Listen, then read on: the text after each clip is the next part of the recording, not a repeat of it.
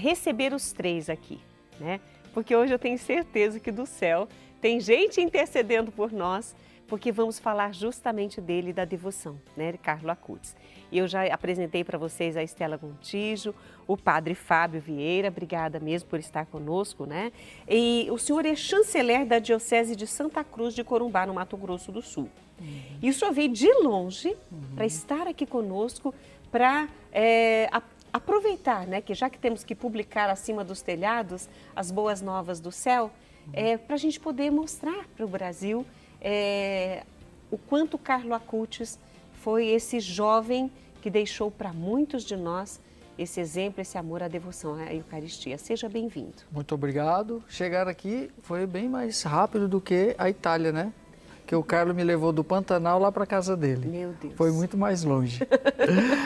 Mas realmente, essa experiência me faz cada dia mais crescer como padre, né? Como sacerdote, porque Carlo amava os padres. Por quê? Porque os padres davam ao Carlo aquilo que era o centro da sua vida, a Eucaristia, né? O senhor falou que o Carlo levou o senhor, né, do centro do país para a Itália. Foi para Assis, né? Aham. Como que começou essa jornada? Começou em 2012, quando eu com outro padre amigo lá de Campo Grande, vimos um encartezinho com a oraçãozinha do Carlo e atrás estava o telefone da mãe do Carlo. Porque logo quando foi autorizado a abertura do processo dele em Milão, diocesanamente falando, quando era servo de Deus, ela o processo de beatificação. O processo abre diocesanamente. Ah, tá. Primeiro começa na diocese com o bispo local, depois é que vai para a congregação pela causa dos santos. Certo. E Dona Antônia recebeu autorização para publicar a oraçãozinha de intercessão do Carlo. E lá ela colocou o telefone dela para quem tivesse contato, mandar algum testemunho, alguma coisa de graça que recebeu. E ligamos para Dona Antônia, estávamos indo para a Itália e ela nos recebeu muito bem. Isso em 2013, 10 anos faz esse ano, e nasceu uma grande amizade, né? E ao ponto de receber o convite, né, de fazer essa experiência lá, morar lá. Quando em 2019 eu disse sim, foi uma grande alegria para ela, e em 2020 aconteceu tudo o que aconteceu, que foi a pandemia, e estávamos lá juntos, dando força um para o outro. É interessante porque muita gente teve a oportunidade de reclamar da pandemia, porque só ficava dentro de casa, não podia sair, não podia...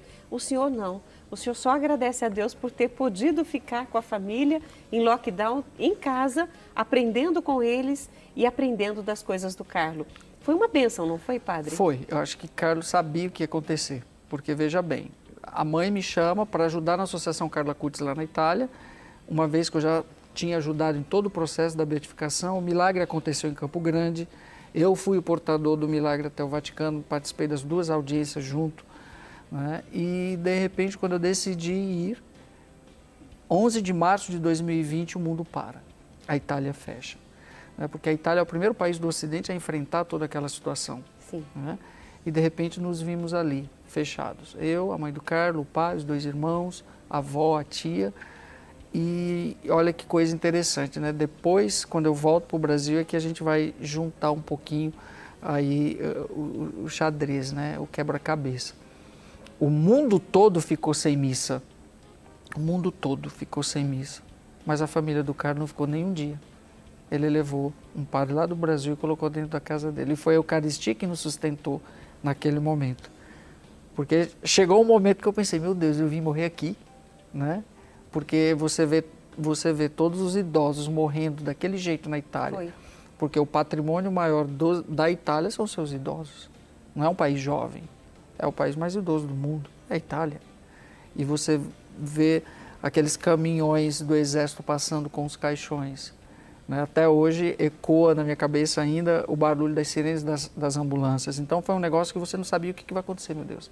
E de repente eu estava ali, dormindo no quarto do Carlo, ali junto com a família, e aí quando começamos a rezar o terço de lá do quarto do Carlo para todo o Brasil, nasceu o apostolado Devotos de Carlo Acutis Brasil, e por incentivo de Dona Antônia, hoje a gente está aí viajando o Brasil inteiro, falando para a juventude e para todos da santidade desse jovem.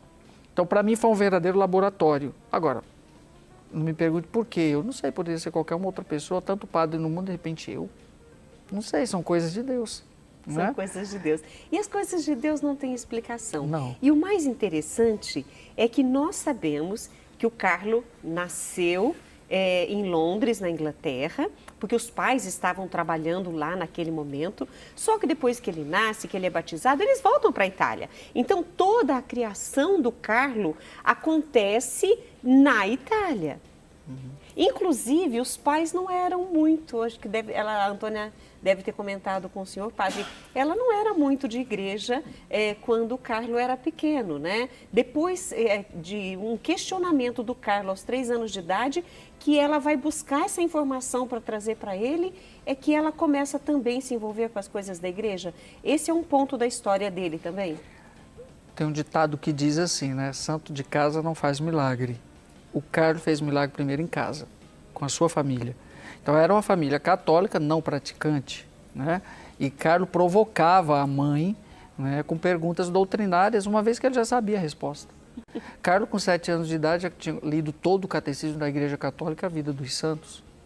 Então ele provocava a mãe e depois já ficava dando risada, para forçar a mãe a buscar um conhecimento. É aí que Dona Antônia, mas o Carlo não faz tanta pergunta, ela foi perguntar ao padre, o pároco, vai estudar, Dona Antônia. E hoje Dona Antônia é uma excelente teóloga, coloca qualquer um de nós padres no bolso, né?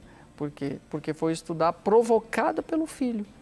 Então o Carlo foi fazendo o milagre acontecer ali. Então, de católicos de nome, de IBGE, como a gente chama, hoje são católicos praticantes, ou seja, vivem o carisma do filho, o legado que o filho deixou.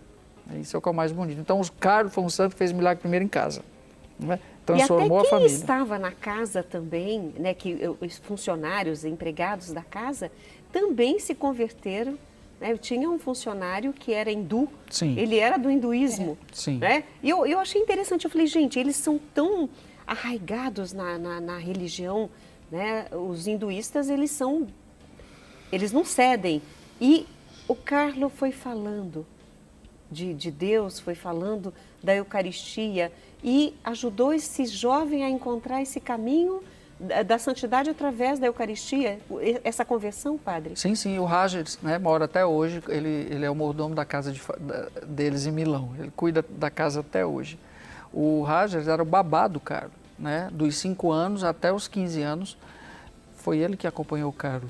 Então, quem viveu e viu muitas coisas que nem a mãe sabia das peripécias de santidade do Carlo foi o Rogers, né? Então, ele foi uma prova viva de uma conversão de um garoto que o catequizou com a própria vida, né? Hoje o Rogers foi batizado na Igreja Católica, casou na igreja e foi meio que expulso da sua casta brahma, né? Porque, como você disse, eles são bem ferrenhos, bem radicais mesmo. Então, ou você faz parte ou você está fora, né? E ele optou por estar fora, mas convertido, mas encontrou a graça, encontrou o céu que o Carlo quis mostrar para ele, encontrou Jesus mesmo, né? E das muitas vezes, quando o Carlo ia à igreja para ficar em adoração ao Santíssimo, ele ia levar o Carlo na escola, que a paróquia era assim do lado da casa deles em Milão. O Carlo entrava, ficava de frente do tabernáculo. O Roger também ajoelhava e ficava olhando, né? O que tem ali, né? Cara, é Jesus. Como assim? E aí começava a catequese, né? E hoje a gente vê visitei ele agora ano passado, continua até hoje morando com a família. O Roger virou meio que uma relíquia, sabe? É um patrimônio lá da família, né? Então é muito bonito isso. Fruto do quê? De um testemunho de uma criança e de um jovem que não mostrou com palavras, mas com a própria vida. Eu vou aproveitar, padre, eu estava aqui pensando, falei, nossa, se ele fez isso, né, com a babá, a primeira babá, fez isso com, eu não consegui falar o nome dele, é Rogers. Rogers. Isso. Sim. Eu imagino com quantas vidas ele vai mexer. E mexeu com a sua, não mexeu, Estela? Mexeu e, na verdade, tudo isso começou porque na época da pandemia, Rita, nós nos conhecemos e tudo, ficamos tanto tempo sem se falar, verdade, né? E hoje foi um reencontro maravilhoso que Carlo me trouxe aqui. Que bênção! É um prazer estar aqui novamente, te ver. E foi um momento da pandemia, que é um momento que eu falei, eu vou decidir fazer os textos nas redes sociais, né, pelo apostolado que eu tenho da Virgem Peregrina. E quando eu fiquei sabendo que o Carlo Acutis ia ser beatificado, eu comecei a buscar o padre que tinha visto o corpo dele, porque na grande mídia saíram várias matérias, né, falando. Eu falei, gente, eu vou na fonte, né? Eu, como jornalista, mas eu tenho que ir na fonte, eu tenho que descobrir. Aí encontrei várias lives do padre Fábio. Eu falei, vou mandar algumas mensagens, mas nem sei se ele vai responder. Bem na época ali que iria acontecer a beatificação. Aí eu mandei uma mensagem e ele me respondeu. Eu consegui fazer uma live. Quando eu estava lá fazendo a live com ele, eu vi ele dentro da casa que foi do Carlo Acutis, em Assis. Eu falei, gente, tudo que ele toca é relíquia. Até brinquei com ele. E ainda pensei, eu queria uma relíquia. Pensei nisso, nossa, queria uma relíquia, mas não falei nada para ele. E aí acabou que o padre participou de várias lives depois comigo, do terço, tudo. E quando ele voltou para o Brasil, ele falou, Estela, eu estou indo e estou levando uma relíquia, mas eu não tinha falado nada com ele. E foi tudo providência, porque eu até então morava em São Paulo, mas depois, uns 2, 3 meses, eu mudei para Valinhos, mas nem comentei com ele. E ele falou assim, mas eu estou indo, eu estou voltando para o Brasil, eu estou indo para São Paulo, mas é uma cidade, é Valinhos, onde fica a TV Século XXI. Ele vinha aqui fazer uma entrevista. E eu falei, padre, então eu já vou, vai na minha casa para eu pegar a relíquia e vamos fazer um terço lá de casa, ao vivo, tudo. Ele foi e levou a relíquia de 1º grau, abençoou, e eu estava tentando engravidar da minha segunda filha há 4 anos, tinha tido um aborto. Então, eu recebi essa graça, que depois de 15 dias, depois que o padre foi lá, eu pedi também no terço, que eu gostaria de ter uma segunda filha, eu descobri que estava grávida. Então, eu recebi essa graça. Eu lutei muitos anos com hipertiroidismo, mais de 10 anos, tive muita dificuldade para engravidar da primeira filha e não estava conseguindo, há mais de 4 anos, engravidar. E aí, eu tive essa graça maravilhosa de ter hoje a Catarina com 1 ano e 6, 7 meses. Já até dei uma entrevista aqui na TV Século XXI, dando esse testemunho. Então, desde então, eu fiquei com esse compromisso, né? Que quando a gente recebe uma graça, eu acho que a gente tem que dar... Graça alcançada, graça testemunhada. Testemunhada, a gente tem que testemunhar. Eu tenho essa obrigação, assim, de falar que, né, que ele pode interceder, né, tanto por várias causas, como também a questão pelos jovens, mas também para aquelas mães que estão tentando engravidar por causa também da história da mãe dele, né, padre? Você pode falar para a gente, que é muito interessante, quando ela engravida com 43 anos. Na verdade, o grande primeiro milagre do Carlo, Dona Antônia atribui a ela mesma. Porque Dona Antônia não podia mais engravidar. Carlo era filho único. E ela tem hoje também problema na tireoide, né? E 4 anos depois da morte do Carlo, Dona Antônia ficou grávida de gêmeos. Aos 43 anos, Francesca e Michele, né? Então o primeiro milagre do meu filho acontece comigo. Né? Porque ela não podia mais engravidar mesmo. Então, você não é a primeira, começou com a mãe. Começou, né? Com a segunda. E se espalhou, né? E aí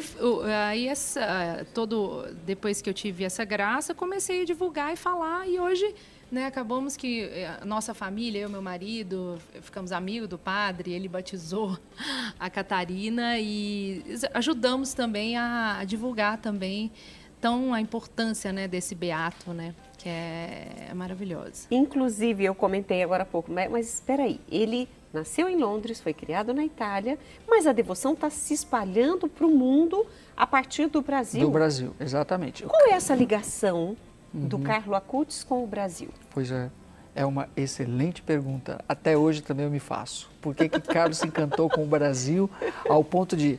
O seu milagre aconteceu no Brasil... Carlos morreu 12 de outubro de Nossa Senhora Aparecida. A igreja decreta a memória litúrgica 12 de outubro e de quebra ainda mandou um padre brasileiro para a casa dele. É do Brasil para o mundo. Vários sinais nos dizem isso, né? Porque Carlos nem era conhecido na Itália. Quando tudo começou do Brasil, nem se sabia que estava sepultado ali naquele cemitério de Assis, aquele jovem. Que foi um desejo dele também, estar enterrado lá. É tão interessante quando ele falou para a mãe, mama, eu quero ser sepultado aqui. Ela, como? Eu vou morrer primeiro, como você quer? Mama, eu quero que você, sabe? Já começou a dar esses prenúncios, porque o grande encontro do Carlos com Francisco é que o inspira a tudo. Né? Carlos, foi Francisco de Assis que o inspirou. Né? A família muda para Assis em função do Carlos. Né? E não tem como não se sentir uma mística que nos envolve quando a gente chega em Assis. Ter morado ali, vivido ali, sentir o cheiro de Assis, é impressionante. É impressionante. Assis fala em cada canto. Poxa, Francisco passou aqui, Santa Clara estava aqui. A própria medieval da cidade te envolve numa mística. Eu acho que Carlos sentiu, acho que eu senti também. Se sentiu abraçado por Sim, tudo isso. Assis é impressionante, né? E Dona Antônia realizou o desejo do filho, o sepultou em Assis. Em Assis. E muda para Assis, tudo vai viver em Assis. Eu tenho uma pergunta. Teve um momento da vida do Carlos que o pai queria que ele viajasse para a Terra Santa, porque um menino tão devoto, tão religioso, um desejo. Eu vou falar agora a verdade, né? Eu tenho muita vontade de conhecer Fátima, mas tenho muita vontade de conhecer a Terra Santa, porque a gente fala assim, puxa, pisar na terra que Jesus pisou. E aí o Carlos recebeu esse convite do pai e ele não aceita. Eu acho que dentro desse processo do Carlos converter a própria família, ele dá uma provocada no pai. Quando o pai o chamou para ir aos lugares santos, à Terra Santa. Vamos aos lugares de Jesus, vamos ver onde... Não precisa, papai, Jesus está aqui do lado no sacrário. Eu não preciso ver os lugares se eu tenho ele aqui do lado. Ou seja, papai, vai na igreja rezar.